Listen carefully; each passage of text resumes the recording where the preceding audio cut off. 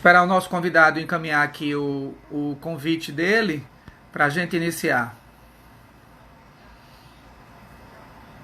Eu preciso que você encaminhe o convite.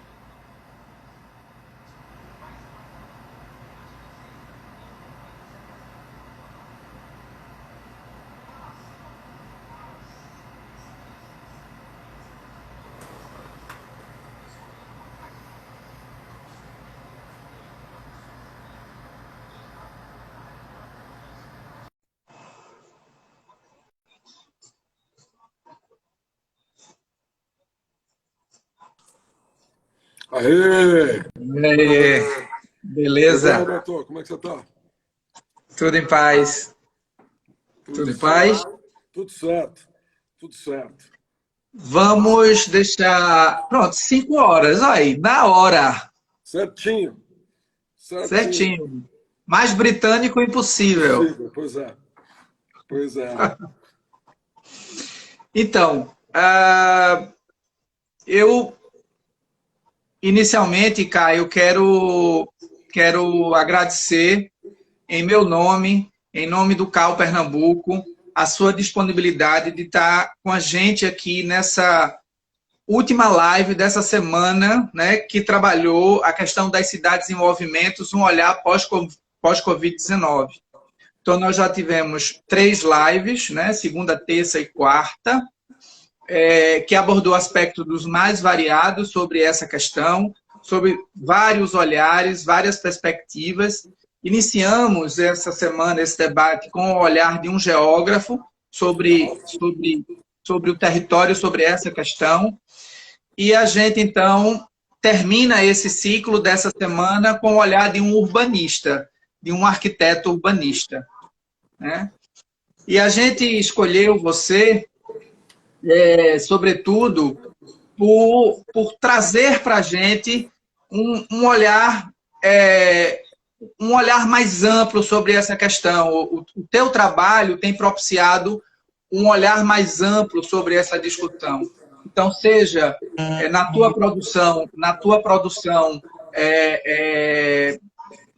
técnica, né, dos teus textos, seja nas tuas lives, seja nos teus vídeos, você tem trazido eu poderia dizer assim, um frescor, né, nessa discussão, às vezes, por tanto quanto pesada que a gente tem sobre essa perspectiva de futuro incerto e não sabido e toda essa ansiedade que a gente tem sobre isso. Então, assim, eu só tenho que agradecer a você pela tua disponibilidade, porque só, só acho que engrandece esse debate e essa discussão. Então, o currículo do Caio é grande, mas a gente reduz o seguinte. Caio Esteves, ele é fundador ele é arquiteto e urbanista, ele é professor, e fundador da primeira consultoria especializada em place branding do Brasil, associado, né, à Associação Internacional de Place Branding. E assim, eu inicialmente, Caio, queria te pedir, como o nosso público, né, ele é composto fundamentalmente, à medida em que as pessoas vão entrando, sobre jovens arquitetos e estudantes, né? A gente, claro, tem também alguns veteranos que costumam frequentar a live, mas fundamentalmente são jovens arquitetos e estudantes. Então, eu queria que você se apresentasse, assim, teu momento de boas-vindas e inserir um pouco você nesse contexto dessa produção, porque tem algumas pessoas que não têm uma referência mais direta do teu trabalho. E aí eu acho importante para a gente tirar a bola do centro do campo. Tá bom. Então vamos lá. Bom, primeiro de tudo, eu que agradeço o convite. É um prazer estar aqui, é um prazer falar sobre isso, né? Nesse momento onde tem tantas e tantas lives acontecendo. Legal saber que tem gente aqui me ouvindo ainda, no meio de tantas possibilidades, né? Dessa infodemia, como o Gregório do Vivier falou esses dias aí, eu acho que foi ele. Com muito com muita propriedade. Muito obrigado pelo convite.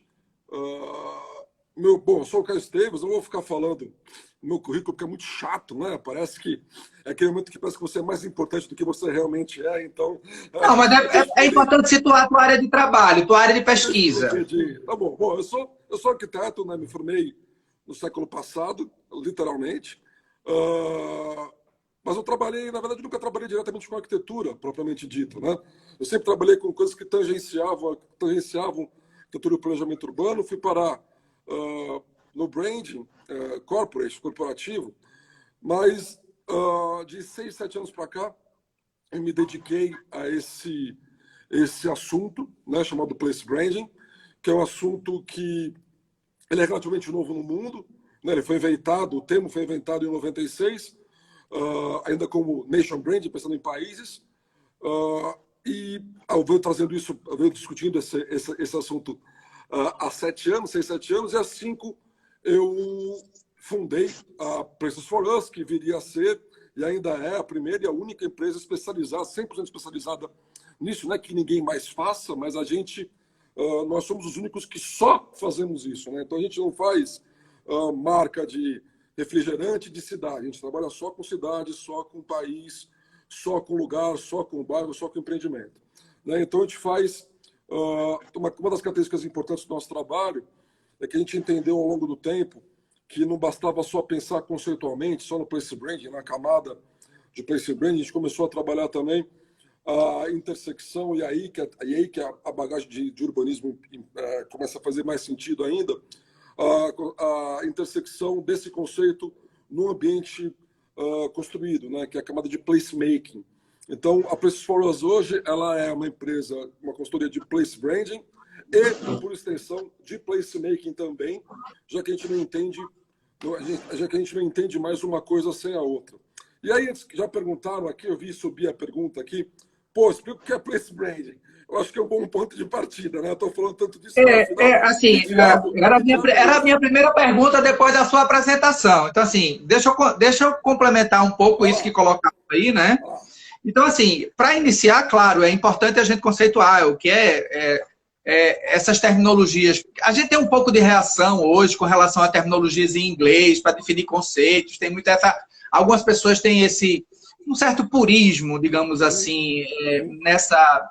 Existem conceitos em várias línguas e a gente utiliza os conceitos de maneira geral. Não tem essa coisa desse preconceito sobre uma determinada terminologia ou outra.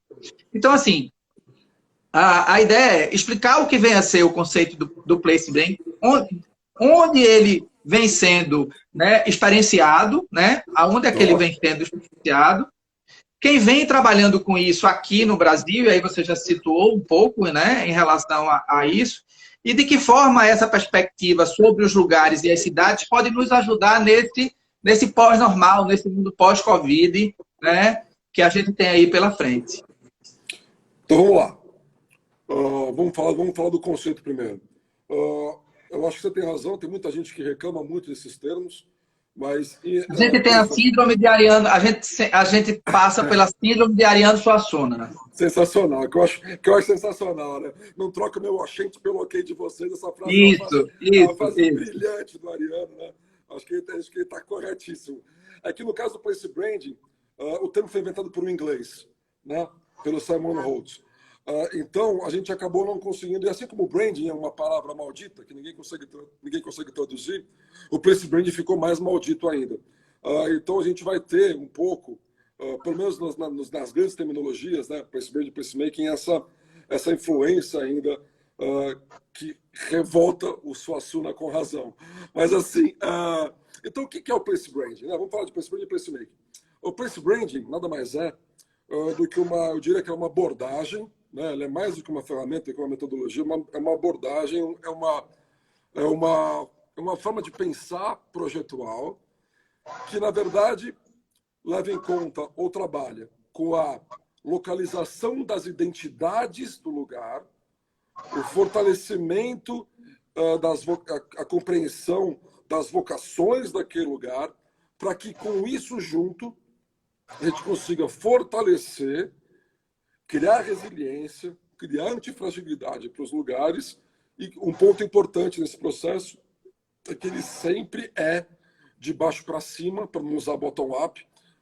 Ele é sempre de baixo para cima, sempre colaborativo, sempre ouvindo as pessoas do lugar, sempre ouvindo as pessoas do lugar, e cada vez mais que colaborativo, co-criativo.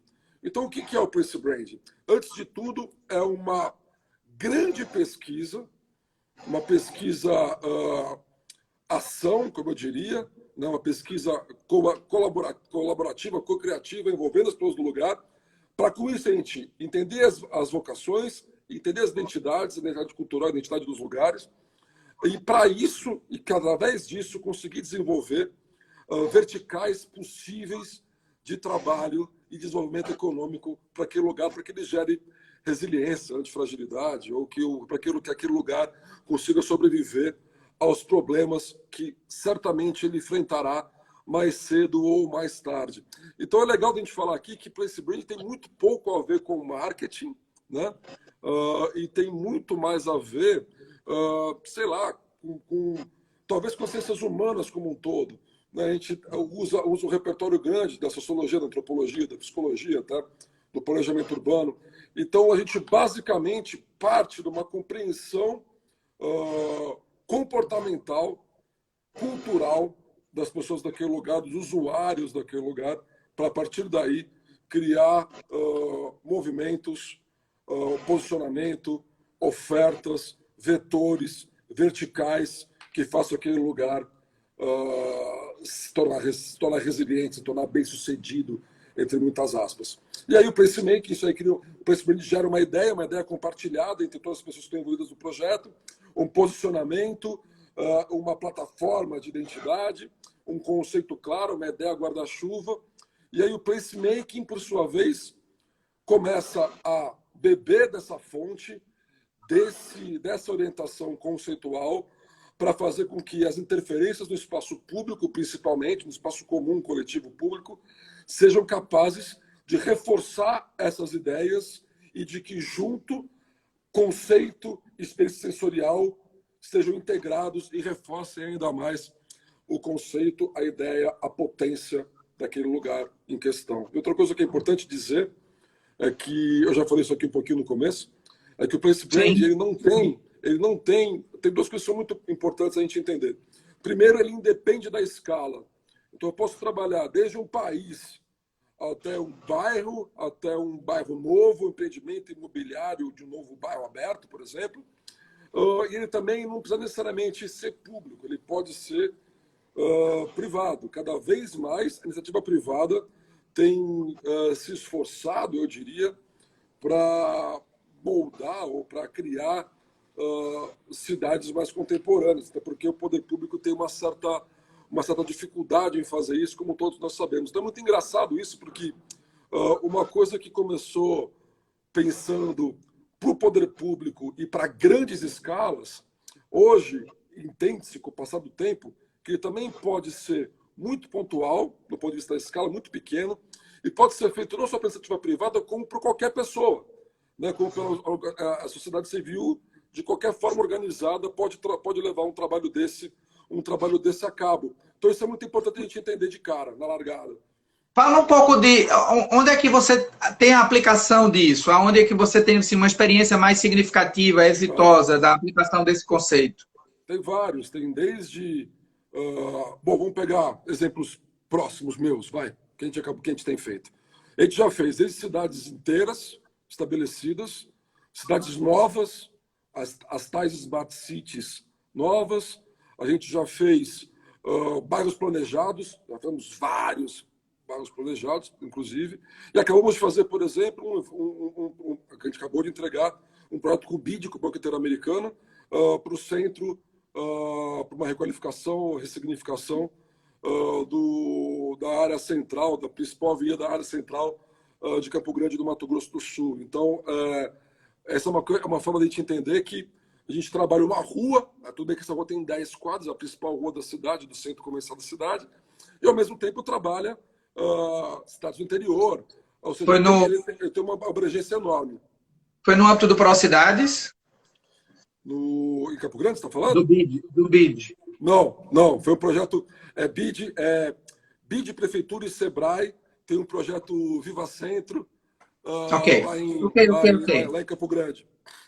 Ok. E aí a gente fez um projeto grande lá, bastante grande. Então tem essas aplicações, eu diria, né? Para Do conectar. conceito. Na verdade, é uma conexão, o que a gente faz, por conta dessa pesquisa toda que eu já falei, entender o conceito daquele lugar e como, né, como que você consegue, a partir daquela cultura local, daquela cultura regional, daquele comportamento, aquela vocação, criar um posicionamento a partir disso. Né? Conectar as pessoas através dessas características locais. Acho que isso Fica mais é o que a forte. gente está... A Alessandra está aqui com a gente. A Alessandra, a grande parte é culpa dela. Ainda bem que você falou que é belo projeto, Alessandra, porque se não fosse, eu ia estar em maus lençóis aqui.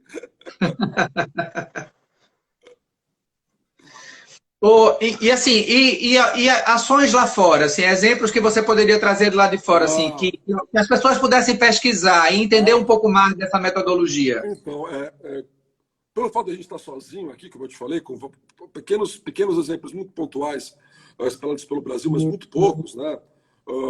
O grande cenário disso é internacional, um cenário que com muita força acontece na Europa, né? Então a gente tem vários e vários e vários projetos mundiais importantes. Que Eu você acho, acha que é mais, assim, eu acho que uma acho referência que maior para você, inclusive? para mim tem dois emblemáticos assim. Eu acho que hoje o melhor projeto de marca lugar, de place branding, trabalha na esfera do país, é o trabalho da Estônia, quando eles se consideram uma nação digital, quando eles se consideram a primeira nação digital do mundo. Né? Esse projeto é tão, para mim, é tão emblemático que eu fui lá, fiz várias reuniões com a equipe do governo e tal, para entender como é que era o projeto e tal. Felizmente, eles aceitaram o meu convite, então escreveram, então eu estou colaborando com o meu novo livro, contando como é que é essa experiência. Então, esse é um exemplo que eu acho sensacional, e sensacional porque ele trabalha com uma ideia que hoje é muito clara, e que, quando eles começaram, quase 10 anos, 2009, pouco mais de 10 anos atrás, era muito ainda maluca, muito visionária, que eles trabalham com a digitalização total, ou seja, eles trabalham com um conceito que hoje eu falo muito, inclusive o texto, né, o artigo que vocês leram, que inclusive gerou parte do convite, eu falo muito disso. Acho que a gente aprendeu duas coisas com a pandemia: a desmaterialização e a desterritorialização. Então, a desterritorialização é entender que um lugar é mais do que o ambiente físico dele, é mais que o hardware. Eu começo agora, a pandemia me obriga a me relacionar com os lugares sem necessariamente estar nesses lugares. E a Estônia faz isso antes de todo mundo, quando ela cria um programa chamado e-Citizen. O e-Citizen faz com que qualquer pessoa no mundo possa ser um cidadão estoniano e, portanto, abrir uma empresa na comunidade europeia, estando em qualquer lugar do mundo. Tá? Então, eles são os primeiros caras que transformaram um governo federal em serviço e transformaram o país numa ideia que pode ser compartilhada em qualquer lugar do mundo. Isso é brilhante. Tá? Pra você ter uma ideia, hoje só tem 2 documentos na Estônia que são impressos em papel: compra e venda de imobiliária e casamento e divórcio. Só. O resto é tudo online. Eles têm embaixadas de dados fora do país, ou seja, o conceito de nação digital vem realmente para revolucionar esse posicionamento, revolucionar uma coisa que é mais interessante do meu ponto de vista, é que você já viu, eu falo bastante da comunidade e do envolvimento das pessoas. A nação digital ela só é percebida pelos moradores. Se você for passear em Tallinn, na Estônia, você não vai perceber nada da nação digital. Porque não é para você turista, não é para fazer você achar bonitinho. Você vai entender a partir do momento que você mora lá ou se relaciona de uma maneira mais legal com o país, e não para o turismo. Na verdade, essa próxima onda deles é para levar, criar uma experiência também turística para ampliar a percepção dessa nação digital. E um outro posicionamento super importante e relevante que eu acho é Helsinki, que quando no meio do ano passado lança um projeto chamado City as a Service. Ou seja, eles pela primeira vez entendem que a cidade é um serviço, ou pode ser um serviço. Naquele caso, a cidade poderia ser uma escola de inovação, um ambiente inovador. Você se relaciona com a cidade para se tornar mais inovador. Infelizmente, e também fui lá falar com eles, também está no meu livro, infelizmente, o projeto não era tão estruturado do ponto de vista do place branding, ele se transformou mais no projeto de marketing, de place marketing, para seduzir jovens talentos a irem conhecer, atrair. Né? A gente sabe que hoje no mundo, o Brasil está um pouco fora desse eixo, a gente está numa outra parte da curva, mas no mundo as pessoas não estão, os países, as cidades não brigam mais por turista ou por morador, briga por talento. Né? Então hoje o grande desafio das cidades, dos países europeus, primeiro-mundistas em geral, é a captação e a manutenção de talentos. Né? Então, esse projeto muito interessante, eu vejo muito além do City as a Service como um plano de marketing. Eu acho que a cidade pode, de fato, ser um serviço, eu acho que ela deve ser um serviço, e é uma das coisas que eu venho trabalhando também como vertentes possíveis de transformação.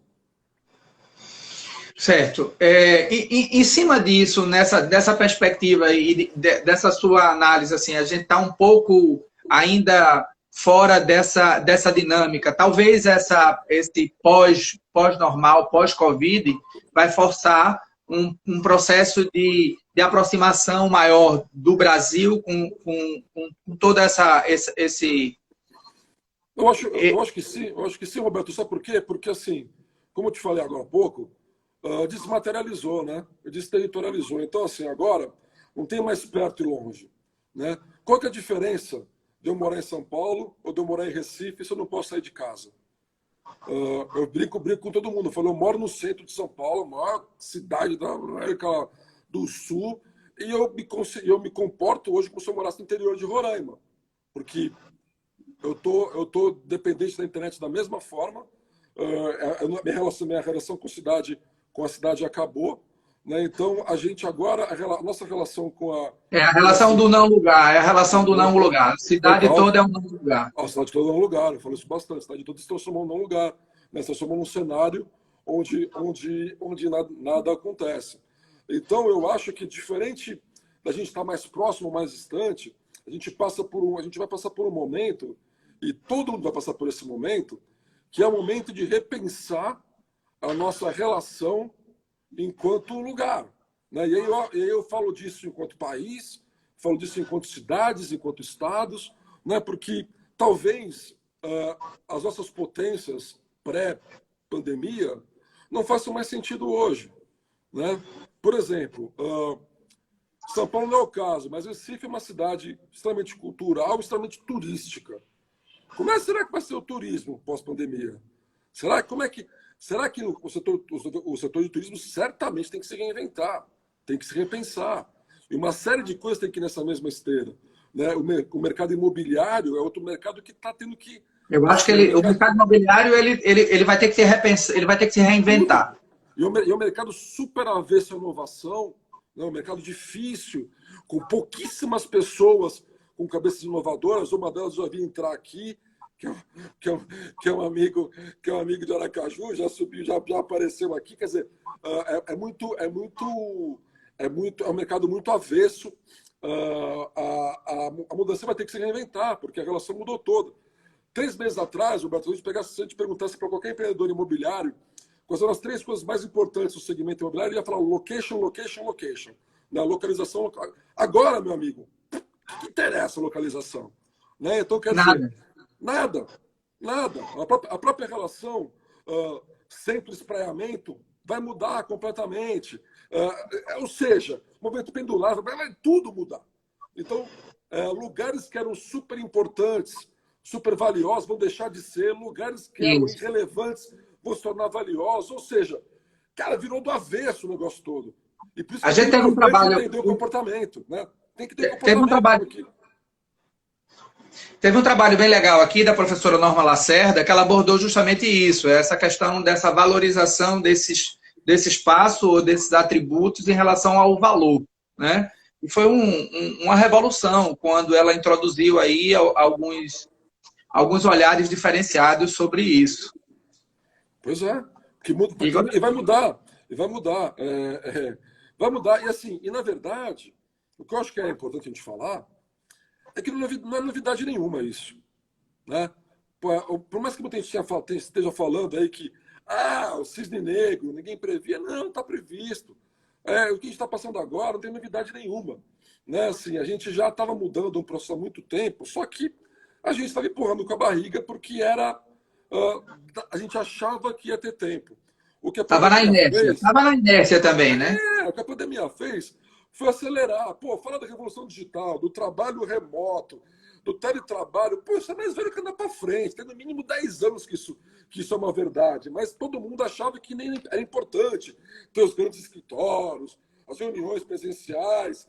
Você viajava. Eu faço, em média, 100 voos por ano, muitas vezes para fazer uma reunião bate e volta que dura 2 horas. Quer dizer, que poderia fazer por videoconferência, mas tinha-se uma cultura de que você precisava estar presente para resolver certos problemas. E aí, esse momento agora de impossibilidade faz com que a gente entenda que, olha como é possível fazer uma reunião cara a cara, de alto nível, à distância. E Assim, segura, né? E e segura. segura. E outra coisa que é importante, extremamente barata. Porque agora, pequenos projetos nos cafundós do Brasil profundo, que talvez não fossem viáveis por conta, em grande parte, do deslocamento, passam a ser viáveis também. Então, quer dizer, de uma maneira bastante indireta a possibilidade de acesso de um monte de coisa. De vários profissionais a outros projetos, e de vários projetos a profissionais que talvez até então não fossem economicamente viáveis. Então, acho que a pandemia acelera a mudança que já vinha acontecendo. E a forma de a gente lidar com a cidade, lidar com a unidade residencial, já estava em processo de transformação. Só mudou agora de um jeito que ninguém esperava.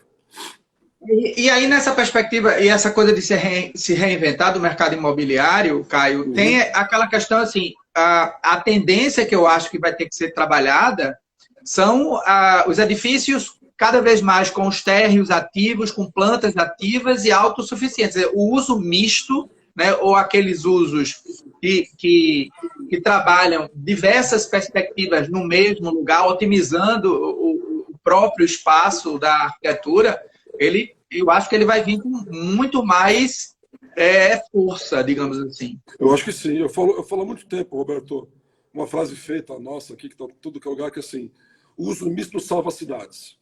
Para mim isso é claro. Tá? Eu acho que agora, e há muito tempo eu falo para empreendedores imobiliários da importância de fazer pequenas, ainda que pequenas, centralidades. Né? E eu acho que agora, com a pandemia, ficou assim, público e notório a importância de, pelo menos, uma microcentralidade, um comércio de proximidade, Cidades compactas. a cidade compacta, em quase todos os projetos que a gente está fazendo. Porque se eu tô proibido, se vai ser mais difícil eu percorrer grandes distâncias, se vai ser mais perigoso eu percorrer grandes distâncias, quanto mais eu tiver envolto das coisas que são, pelo menos, cotidianas, que supram as necessidades cotidianas, melhor para mim. Né? Então, eu acho que uma coisa que eu já falava, que eu sempre falei, aliás, que são as pequenas centralidades, elas agora criam tem uma nova dimensão, que é uma dimensão quase que de segurança. Antigamente, isso é uma questão de experiência, né? De conforto, de experiência. Agora, elas trazem uma questão de segurança. E de outra coisa que eu acho que é importante, a gente também, uma das coisas que a gente viu nessa pandemia é que as comunidades que eram mais fortes e mais estabelecidas enquanto rede comunitária, Organização. se saíram melhor do que as comunidades que não tinham esse senso de pertencimento, essa vivência coletiva. A gente começou a entender na pandemia que primeiro, somos interdependentes, né? Eu acho que isso ficou muito claro. Então, a gente viu desde concertos em telhados até pessoas se organizando para fazer compras para as pessoas mais idosas não terem que sair de casa. Então, eu acho que continua muita barbaridade também, mas eu acho que a gente sai com uma nova visão do coletivo e do solidário. Eu acho que isso abre um caminho para a gente ter projetos e cidades, e novos bairros, novos lugares, ainda mais propensos a promover esse tipo de atitude ou de comportamento. Sim, porque eu acho que a gente tem que acabar um pouco com essa ideia de que cidade não é edifício, não é um amontoado de edifícios, não é um amontoado de construções. Isso aí é tangente dentro da própria relação de cidade. Sim. Cidade é essa interação com as pessoas, é esse... Exatamente, exatamente, exatamente. E aí passa por isso, né? Agora passa de uma forma assim, como é que todos nós, como o mercado ele vai ter que responder a isso? E aí eu acho que no primeiro momento ele vai entrar num conflito existencial muito grande para poder fazer essa transformação. Vai. Eu tenho participado aí de vários conselhos, vários grupos de algumas empresas para tentar desenhar esse caminho. Eu acho que de cara a gente tem uma reorganização espacial coletiva clara, muito com base no que eu já te falei aqui, mas também com base em outras questões mais projetuais, né? Transparências, a questão da... oh, meu Deus! De você ser mais permeabilidade, conseguir trazer elementos externos para dentro. Acho que tem a questão das varandas, né? Das áreas sim, o balcão de Romeu e Julieta ficou o contato com o mundo agora, né? Exatamente. Né? A gente vai ter a economia da varanda, já. As coisas que acontecem entre varandas. Quer dizer, eu acho que a gente tem algumas ideias nesse... a gente viu algumas cenas nesse sentido, né? Que vizinhos trocando... Várias. Então, acho que a gente tem algumas lições. E tem gente falando que o home office vai ser a nova varanda gourmet, que a gente vai ter espaço de desinfecção ou qualquer palavra semelhante em casa, mais ou menos como se tem aqueles mud rooms, os quartos de lama nas cidades do Círculo Ártico, onde é aquela antessala que você usa para tirar a bota suja de lama, deixar os casacos, a gente vai ter coisas assim para se descontaminar, antes de entrar tem gente falando um monte de possibilidades a respeito da unidade e também a respeito do espaço coletivo, né? Que eu acho que passa a se ressignificar. Né? A impressão que eu tenho é que a gente aprendeu tanto com a facilidade do mundo digital por conta da própria impossibilidade de ir para o terreno, de ir para o espaço urbano, que a gente vai começar a facilitar a vida e ir à rua menos porque precisa e mais porque quer. O que eu quero dizer com isso? Talvez eu não saia mais para comprar parafuso, porque eu aprendi que para eu comprar um parafuso, os caras entregam na minha casa. Então, a minha experiência com o espaço público ela passa a ser mais qualificada muito mais. Ao mesmo tempo mais importante. Então, é importante que os espaços públicos também respondam a isso da maneira correta. Né? Então, acho que a gente tem agora uma oportunidade, eu diria, oportunidade porque acho que entra na discussão, de uma vez por todas, a importância do espaço público, porque agora ele ficou escasso. Né? Ele ficou escasso não quantitativamente, mas ele ficou escasso por uma questão sanitária, por uma questão comportamental. Então, quando a gente puder sair, para você que vai querer sair para comprar pão ou leite, ou se a gente vai querer sair para passear no parque, ou para ver alguma coisa, ou para interagir com alguém, ou para fazer uma aula de yoga, sei lá que diabo que as pessoas queiram fazer num parque ou numa praça. Eu acho que a gente vai ter uma... E, claro, é uma coisa muito importante. A gente está falando aqui um monte de achismo. A gente não faz, na verdade, ninguém tem nenhuma resposta no mundo inteiro a respeito disso. Né? A gente está tateando possibilidades e, mais do que isso, levantando hipóteses, né? Para depois ver para onde é que vai. Não dá para afirmar Isso. absolutamente nada. Isso. Né? Não dá para. Muito mais naquele sentido de estar refletindo para ver, quando pensar tudo isso, o caminho que você pode trilhar. Essa reflexão era fundamental. Qualquer outra coisa é desonestidade intelectual. Agora, o que me parece que é fato é que o comportamento vai mudar. Né? Há pensadores dizendo que ele vai ser completamente diferente e há pensadores dizendo que ele vai voltar a ser exatamente o que ele era em fevereiro de 2020. Eu faço parte da turma do paradoxo, não do paradoxo, que é porque não existe, do paradoxo, e acredito que a gente vai criar, muito provavelmente, um caminho intermediário que requalifique e ressignifique um monte de coisa, mas não vai ser tão drástico quanto nunca antes na história do mundo e muito menos como sempre foi, sem mudar uma vírgula. Eu acho que a gente vai mudar, mas a gente não sabe ainda como nem quanto, mas não me parece que vai ser nem radical para um lado e nem radical para o outro. Ô, Caio, vê só, com relação, por exemplo, a algumas comunidades, como você colocou, por exemplo, o oriental, ele já tem práticas, ele tem lógicas próprias de não apertar a mão, de estar agarrando, abraçando, essa coisa do sapato na entrada de casa, isso faz parte da cultura, né? Então, quando a gente faz um cotejamento disso, por exemplo, com as nossas práticas, aqui, por exemplo, no Nordeste, onde a gente tem a mania de agarrar, né? A gente tem a mania de acochar, a gente fala pegando, né? A gente fala pegando. Se a gente pensar bem, é uma surpresa a gente não ter sido extinto por um vírus há pelo menos uns 100 anos, porque a gente se pega de um jeito que nem outro lugar do mundo se pega, né, cara? Então, assim, hoje a gente percebe o quanto a gente é caloroso, vamos dizer assim. Né? Em grande parte, os vírus, as pandemias no Oriente, eles são mantidos, são mais ou menos controlados, porque existe uma etiqueta respiratória. O nego começou a... Cadê um espirro? Ele mete a máscara e não tira de jeito nenhum. Né? E não se toca, não se cumprimenta a distância. Quer dizer, eu acho que a gente vai ter que, talvez, a gente tenha que repensar, talvez a gente tenha, inclusive, que rever a nossa prática cultural. Acho que não vai ser tão rápido, acho que não vai ser por causa dessa pandemia, mas essa coisa... de outras, né? De outras que estão sendo, inclusive, aí esperadas. Outras, acho que vai ser dureza. Vai ser dureza.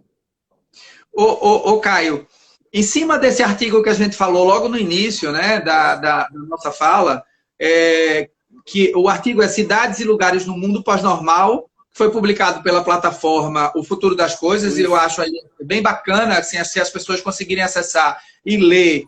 É um artigo que ajuda muito a gente a refletir. Eu achei assim, ele está muito sucinto, né, muito direto, e é muito bom. E aí você coloca lá, os lugares precisarão reinventar-se, reencontrar-se. Identidade e vocação nunca foram tão importantes. Entender o que as pessoas pensam, como elas se comportam nesse mundo pós-normal, vai ser vital. Né? Mais do que isso, envolvê-las no processo é essencial. É como você disse, aquelas comunidades que têm níveis de organização muito mais robustos, muito mais trabalhados, elas estão conseguindo passar por isso com menos sofrimento, com menos dor. Né? E aí, nesse artigo, você elenca 6 pontos que você considera, né, fundamental, né, para as cidades e para os lugares. Né? Fala um pouco desses 6 pontos, né? E como as cidades brasileiras se inserem nesses 6 pontos que você colocou. Eu acho que as cidades brasileiras não se inserem. Aí que é a parte divertida. Acho que essa é uma lição de casa grande para gestores públicos como um todo.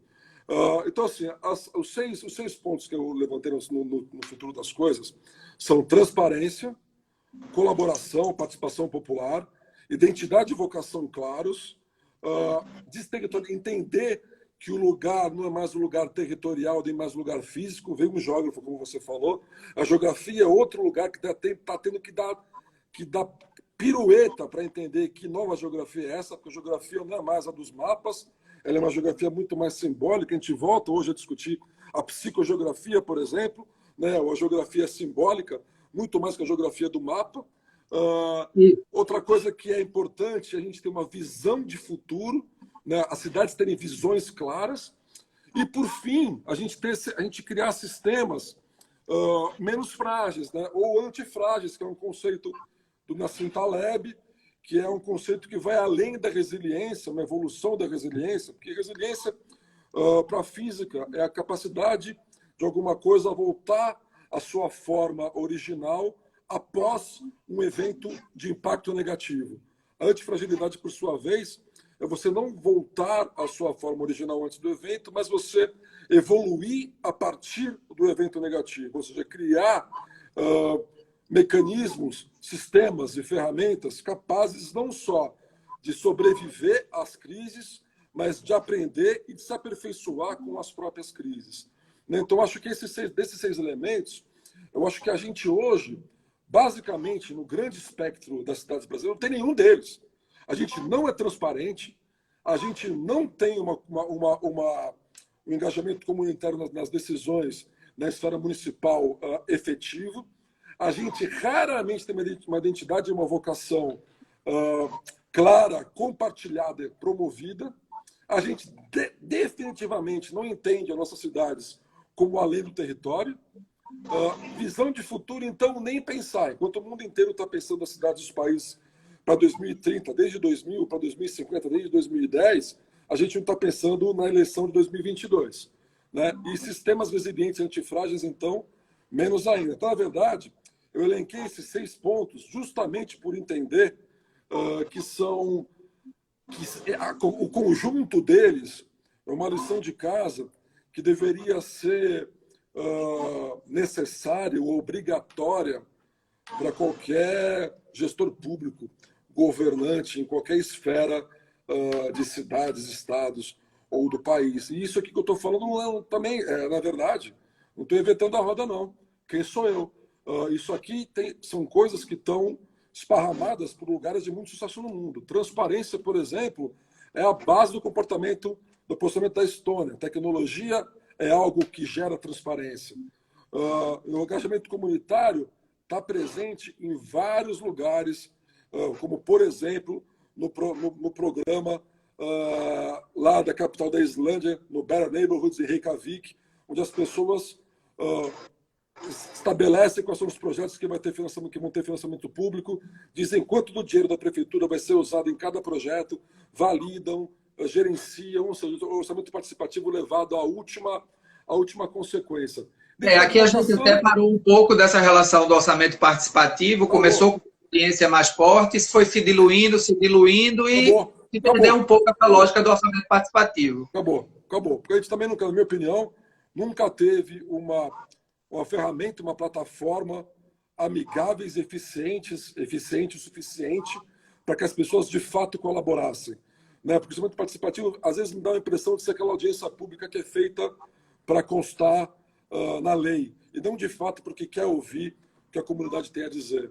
Né? Identidade de vocação está cheio de país, de cidade que tem isso. Isso aqui é a parte mais fácil. A desterritorialização começa a ser uma questão no mundo inteiro. Né? Eu acho que, de novo, a Estônia trabalha com isso forte, os países escandinavos trabalham com isso forte, vários lugares do mundo começaram a trabalhar, e a partir de agora vai ser do meu ponto de vista, a grande discussão nas cidades e países. Como fazer? Eu brinquei esses dias numa live, que eu acho que a discussão agora das cidades, dos países, dos estados, é menos matéria e mais ideia. Entender que as cidades não são mais o hardware, e elas são ideias, são conceitos. Se elas são conceitos, são ideias, eu posso experimentá-los e me engajar a eles, mesmo não estando fisicamente naquele lugar. Me parece que hoje essa é a discussão que a pandemia, o pós-normal, inaugura ou acelera para cidades, estados e países. Como fazer Paris ser um tesão sem eu estar lá andando do lado da Torre Eiffel? Cara, essa é a grande discussão. Né? Barcelona, Paris, qualquer outro grande polo, Madrid, São Paulo, tudo. Né? São Paulo. Essa é a grande discussão. já tem alguns exemplos disso, alguns exemplos sensacionais. As Ilhas Faroe, lá no meio do nada, perto da Dinamarca, que são um lugar, a equipe de gestão deles lá, do órgão de turismo, lá do DMO, lá, Destination Marketing Office, são geniais. Fizeram vários projetos sensacionais, e o último, nessa pandemia, foi brilhante. Eles têm um engajamento comunitário fortíssimo, né? Então, o que eles fizeram? Eles fizeram uma espécie de um videogame onde os moradores do país, da ilha, das ilhas, enfim, colocam câmeras em capacetes e eles são ligados com visitantes do mundo inteiro que interagem com eles e guiam, como se fosse um joystick, para onde eles querem que os moradores vão. E aí eles conhecem as ilhas através do ponto de vista dos moradores locais, interagindo com o morador local. Ou seja, isso é a desterritorialização, a desmaterialização e o exemplo de um paísinho desse tamanho. Real, e eles são brilhantes, tá? Eles são irritantemente bons. Então, mas, assim, de novo, não é uma questão de inventar a roda, é uma questão de ser atropelado por uma nova realidade. Acelerou de um jeito que não dá para... Antigamente, a gente leva isso com uma visão de ficção científica. Como eles são descolados. Daqui a uns 20 anos eu me preocupo com isso. Agora, meu amigo, acabou a brincadeira. Ô Caio, e assim, diante disso tudo, né, nesse tempo pós-normal, pós-Covid-19, qual seria o zeitgeist que você acha que vai ser desse novo tempo, digamos assim? Olha, quer dizer, qual é esse espírito, né, de época que a gente vai viver? Olha, Roberto, eu vou te falar uma coisa. Qual vai ser, eu não sei, mas eu sei qual não vai ser. E é aí que está o perigo para as cidades. A gente demorou quase 100 anos para limpar uma ideia que nasce lá na terceira Revolução Industrial, né, no final do século XIX, onde a cidade era um mal. Era um lugar onde tinha a peste, a doença, a sujeira. E aí começa ali o pensamento do espraiamento, do subúrbio, a felicidade longe da cidade. Então a gente demorou quase 100 anos aí para entender que a solução da cidade é mais cidade. Né? Que quanto mais que a cidade é o palco do encontro, o palco da oportunidade, a serendipidade, tudo isso está na cidade.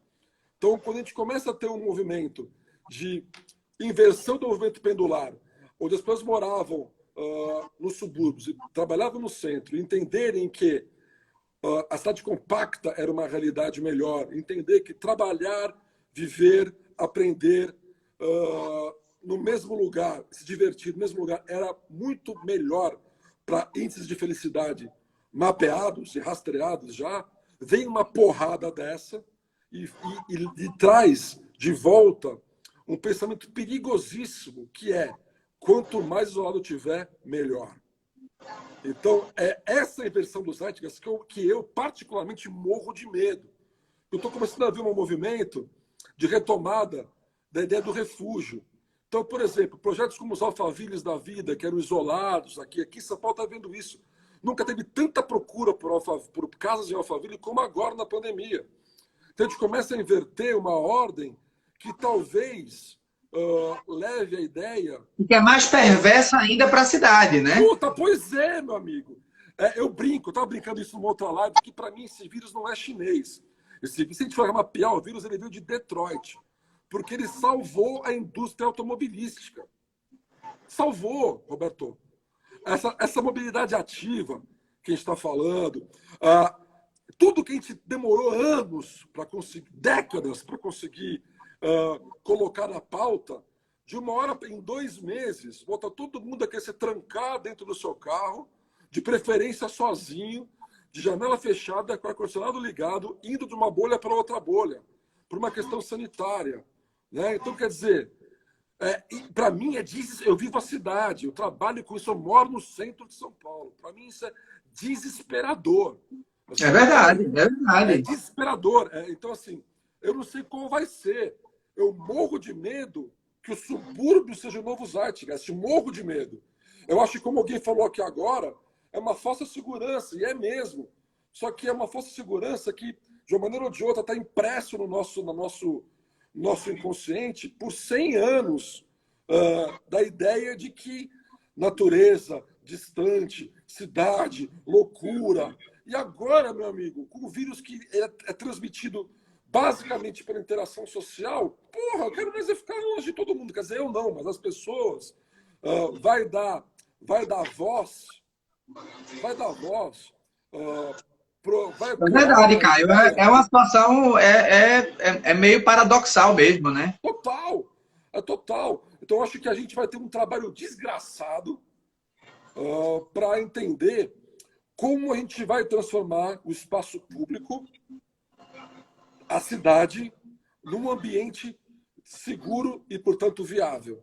Eu acho que hoje, qual que é o Zeitgeist? Hoje é segurança. Hoje é segurança. Em cima disso, pensando nesse profissional que vai trabalhar com isso, ele vai ter que trabalhar com essa realidade, né? Ele vai ter que trabalhar com todos esses insumos, todos esses elementos que a gente colocou aqui nessa conversa, nesse bate-papo. Então, assim, políticas públicas, políticas urbanas, vai requerer um profissional aí na frente. As nossas escolas de arquitetura e urbanismo, elas ainda têm, digamos assim, de maneira geral, um programa um tanto quanto mais tradicional. Uma ou outra escola é que avança em algumas discussões, mas, de maneira geral, é mais conservadora. É mais conservadora. Roberto, é isso aí. Acelerou, bicho. E aí, assim, que profissional é esse? O que é que a gente vai... Esse perfil que você acha que a gente vai requerer e que nós, arquitetos e urbanistas, precisamos trabalhar essa formação? Eu sempre acho, né? Inclusive, a minha discussão, eu tenho grandes embates conceituais, sérios, com urbanistas do Brasil inteiro, por conta desse pensamento muito ortodoxo sobre como fazer os lugares e que não leva em conta o ponto de vista da cultura, realidade e identidade local, né? A gente muitas vezes sai da faculdade achando que sabe tudo, e quando no máximo o que a gente sabe é a nossa visão de mundo, que certamente não é a visão de mundo das pessoas com quem a gente vai trabalhar. Então, eu acho que agora fica assim, indiscutível, evidente a necessidade de um skill, de uma habilidade mais social, no sentido de ciências sociais. Eu acho que a gente deveria dar um tempo. Se tiver muito estudante aqui, vai me xingar, mas tudo bem, pode, eu sou arquiteto, posso falar mal da gente, tá tudo certo. Os outros não podem, eu posso, tá? Eu também sou. Tenho carro bonitinho, posso criticar. Então, assim, eu acho que a gente vai ter que dar um tempo em pensar a forma. A gente não, porque eu não penso a forma desde sempre, mas porque eu sou muito... até por não ter trabalhado com edifício, ter vindo uma outra escola. Dá o tempo de pensar a forma e vai ter que pensar a interação. E aí fica um drive de urbanista que eu gosto muito, que eu tive o prazer de trabalhar, que é o Jan Gehl, dinamarquês, que ele fala que enquanto a matriz projetual tradicional das cidades é prédios, espaço e a vida que acontece... As escalas. As escalas, a matriz dele é life, space and building, ou seja, eu entendo primeiro a vida, eu entendo como aquela vida se dá naquele lugar, a partir daí eu desenho os lugares para que essa atividade aconteça e, por último, eu desenho o edifício. Então, eu acho que essa é uma matriz do Ian, que não é de hoje, é velha pra cacete, tá em português, está no Cidade para Pessoas, o livro traduzido dele. E esse é um livro que surgiu assim, ele hoje está os últimos anos está na crista, né? Tá na crista. É uma discussão já muito antiga. As coisas chegam aqui com... Vem da Jenny Jacobs, do William White, não tem novidade nenhuma. Mas o Ian comprou uma briga grande, né? Comprou uma briga grande e ele se tornou muito evidente, além de toda a qualidade dele como urbanista, evidentemente, porque ele conseguiu transformar uma cidade que hoje é talvez um dos maiores cases de sucesso de um centro vivo, peatonal, que é Copenhague. Isso. Né? Então, isso realmente fala muito a favor do... Então, acho que esse pensamento...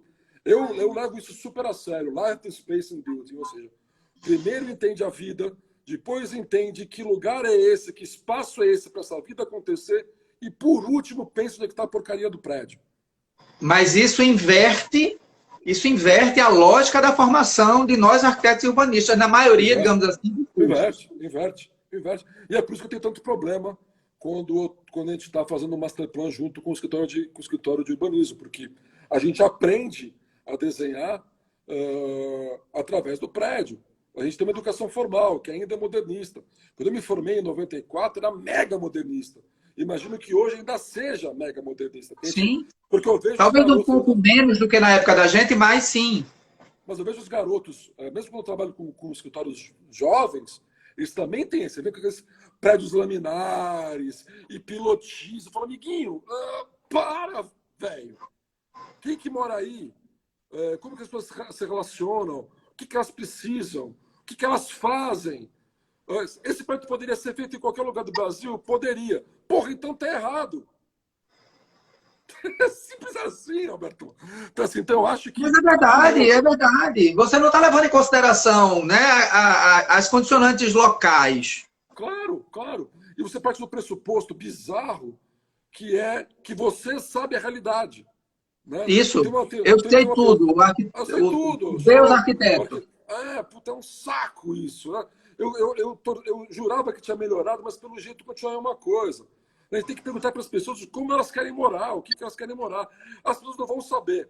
Tudo bem, elas não têm que saber, mas elas vão te dar várias pistas para você chegar com a tua matriz metodológica e propor soluções ainda melhores do que eles querem, mas com base com base no comportamento deles. Não dá para achar que sabe tudo. Porra, não dá para achar que sabe. Porra, só assim, de novo, eu vou sentar o pau aqui na arquitetura modernista. Desculpa os modernistas de plantão, na arquitetura menos, no urbanismo modernista principalmente. É só ver o que aconteceu com as cidades modernistas, pô. Não tem uma que sobrou para contar a história. Xandigar é aquela desgraça. Brasília é aquela desgraça. Quer dizer, não esquece, não deu certo. Foi legal, é importante ter, super importante ter. Não, elas são importantes no contexto da nossa própria história da produção, super importante, né? Super importante. Agora, aquilo é modelo a ser seguido? Não. Não. Agora, veja, aí na sua fala, é engraçado, eu já ouvi o contrário, assim, algumas pessoas em função da pandemia defendendo modelos como o de Brasília, nessa coisa espraiada. Pois é. Essa coisa que você falou das... Morro de medo, Roberto, morro de medo, cara. É verdade, Caio. Morro de medo, bicho. Morro de medo. Setor de morar, Não, velho, não. E aí se mete no carro. Não. Isso é verdade. Isso é nos anos 50, projetando nos anos 2000. Isso é retrofuturismo, é Jetsons, bicho. Brasília é Jetsons. Brasília é retrofuturista. Entendeu? A gente está num outro momento. Então, eu acho que a gente vai ter agora... não vai ser mais uma questão conceitual, ideológica, vai ser uma questão física. Entender como é que a gente chega uma questão de necessidade, entender que caminho do meio é esse. Entendeu? Porque vai ter um discurso vigente, pode escrever isso, de que a solução é a cidade modernista. Vai ter nego que vai puxar... Já tem gente formulando isso. Já tem gente formulando isso. Neguinho vai virar, puxar a cidade jardim. Cidade jardim, a solução para os problemas. Não. Retrofuturismo, cacete. Não é, a gente mudou, não é mais isso. Só que a gente vai ter que entender o que a gente é. Eu também não sei. Senão estaria zilhardário. Também não sei. Bom, Caio, eu acho que a gente está assim, está 1 hora de conversa. O Instagram vai cortar a gente já. Vamos cortar. Eu queria que você agradecer mais uma vez, assim, minha gratidão à tua aceitação do nosso convite e dar esse espaço para você dar as suas considerações finais aí desse bate-papo. E uma mensagem aí ao pessoal que mandou um monte aqui de mensagem, eu não consegui nem acompanhar. A gente só tem 30 segundos. Então, gente, queria agradecer. É sempre bom falar com os amigos arquitetos. É sempre bom sentar o pau em Brasília para os arquitetos, mais do que isso. Eu acho que está na hora da gente repensar, de fato, entender esse novo momento e repensar a nossa atividade, a nossa atuação diante desse novo cenário que se descortina à nossa frente. O nosso modelo... Caio, obrigado.